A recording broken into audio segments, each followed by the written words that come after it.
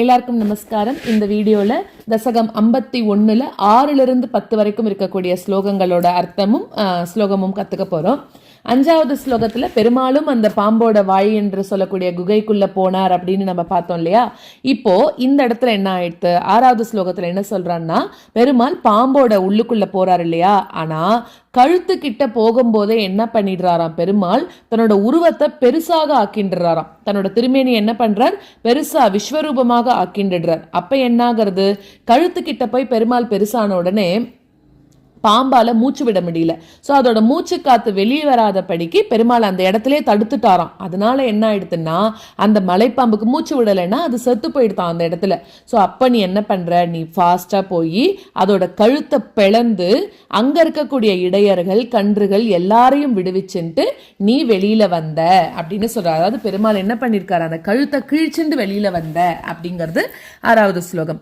7வது ஸ்லோகத்துல இப்படி அந்த அகாசுரன் கிட்ட இருந்து இப்ப என்ன ஆகிறது, இவர் கழுத்தை கிழிச்சிட்டாரு இல்லையா. அப்போ அந்த அகாசுரன் சொல்லக்கூடிய பாம்போட கழுத்தை நெரிச்சப்போ ஒரு ஜீவன் அது வெளியேறி ஒளி ரூபமாக எங்க காத்துன்னு இருந்தது, வானத்துல காத்துன்னு இருந்துதான்.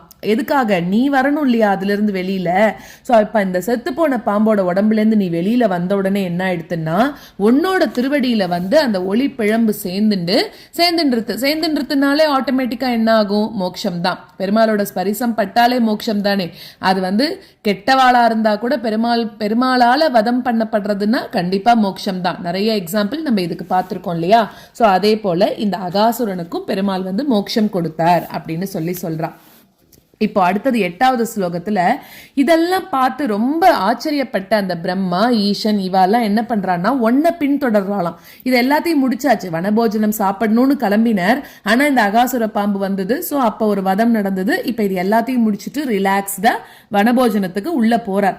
அப்ப போயிட்டு இருக்கிற போது இவ்வளோ பண்றாரே அப்படின்னு சொல்லிட்டு அங்க இருக்கக்கூடிய தேவர்கள் வானத்திலிருந்து பார்த்து ரொம்ப சந்தோஷப்படுறாளாம். அப்போ தேவர்கள் எல்லாம் பெருமாளை பின்தொடர்ந்து போறா. இவர் என்ன பண்றார், ஆயர்கள் பின்னாடி போறாராம் வனபோஜனம் சாப்பிடணும் அப்படின்னு. அங்க நடுப்பகல், அதாவது நடுப்பகல்ல அந்த வனபோஜன விழாவை நடத்தி எல்லாருமா உட்கார்ந்து சாப்பிடுறதுக்கு ஏற்பாடு ஆயின்னு இருக்கு அப்படிங்கிறான். 9வது ஸ்லோகத்துல இந்த பெருமாள் இந்த குட்டி கண்ணன் என்ன பண்றாருன்னா, ஒரு பக்கம் கொம்பு ஒரு பக்கம் புல்லாங்குழல் இது ரெண்டுத்தையும் தன்னோட இடையில சொருகிண்டு தன்னோட கை அப்படின்னு சொல்லக்கூடிய தாமரை மலர் மாதிரி அந்த பெருமாளோட கை இருக்கு அப்படிங்கிறா. அந்த கையில சோத்து உருண்டை, அதாவது அந்த தயிர் சாதம் வச்சுட்டு இருக்காரு இல்லையா, அந்த தயிர் சாதத்தோட உருண்டைய கையில வச்சுட்டு இவர் ஏதோலாம் ஜோக் பண்ணிட்டு இருக்காராம். அந்த நிறைய ஃப்ரெண்ட்ஸோட இருந்தா நம்ம பேசி சிரிச்சு அதெல்லாம் பண்ணிட்டு இருப்போம் இல்லையா ஜாலியா. அந்த மாதிரி இந்த கிருஷ்ணரும் ஃப்ரெண்ட்ஸோட ரொம்ப ஜாலியா பேசிட்டு எல்லாரையும் சிரிக்க வச்சுட்டு ரொம்ப சந்தோஷமா அங்க சாப்பிட ஆரம்பிச்சாராம். இந்த காட்சிய தேவர்களோட கூட்டம் எல்லாம் பாக்குறா. திருப்பி அவெல்லாம் உன்னை ரொம்ப சந்தோஷப்பட்டு உன்னை துதிப்பாட ஆரம்பிக்கிறா.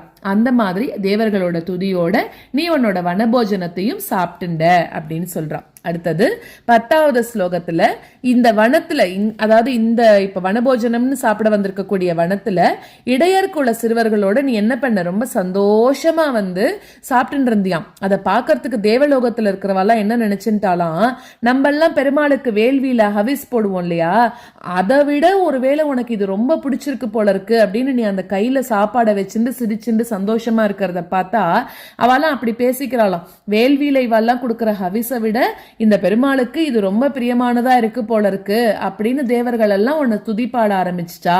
சோ அப்படிப்பட்ட குருவாயூருக்கு தலைவனா இருக்கக்கூடிய நீதான் என்னோட நோயிலிருந்து என்ன காக்கணும் அப்படின்னு சொல்லி 52வது தசகத்தை பூர்த்தி பண்றார்.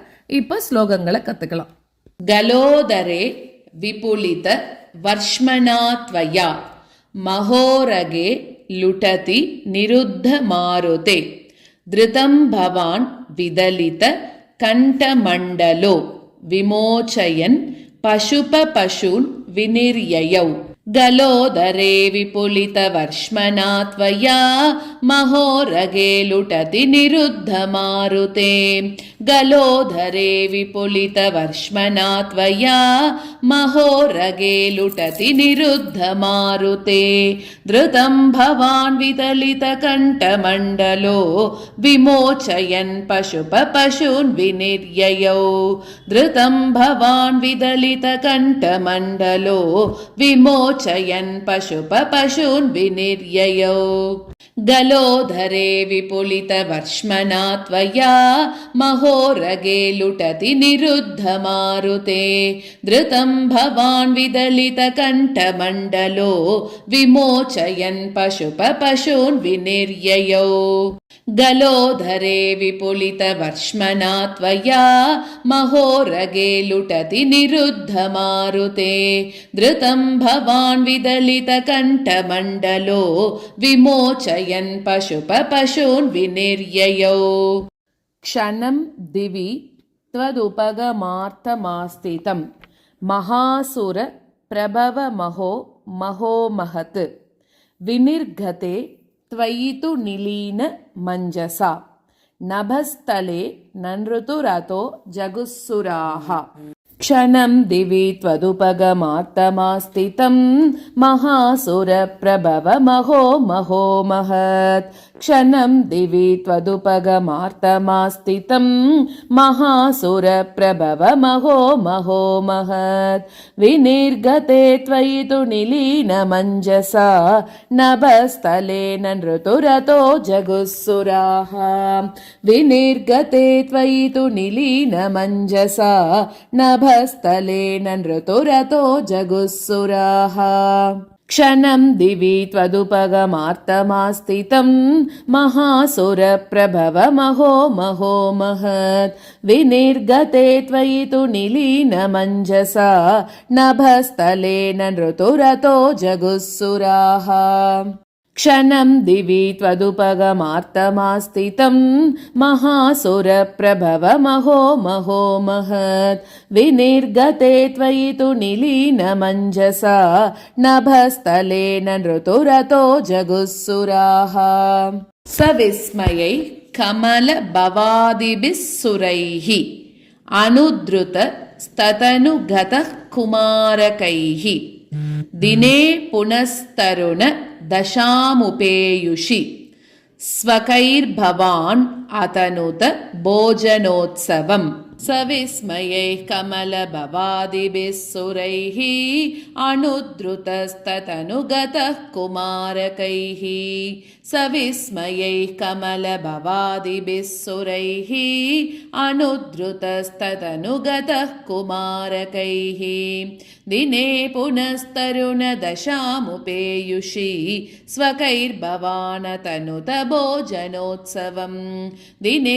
पुनस्तरुणदशामुपेयुषि स्वकैर्भवानतनुत भोजनोत्सवम् सविस्मयैः कमलभवादिभिः सुरैः अनुद्रुतस्ततनुगतः कुमारकैः दिने पुनस्तरुणदशामुपेयुषि स्वकैर्भवानतनुत भोजनोत्सवम् सविस्मयैः कमलभवादिभिः सुरैः अनुद्रुतस्ततनुगतः कुमारकैः दिने पुनस्तरुणदशामुपेयुषि स्वकैर्भवानतनुत भोजनोत्सवम् विषाणिकामपि मुरलीं नितम्बके निवेशयन् कबलधरः कराम्बुजे प्रहासयन् कलवचनैः कुमारकान् बुभोजित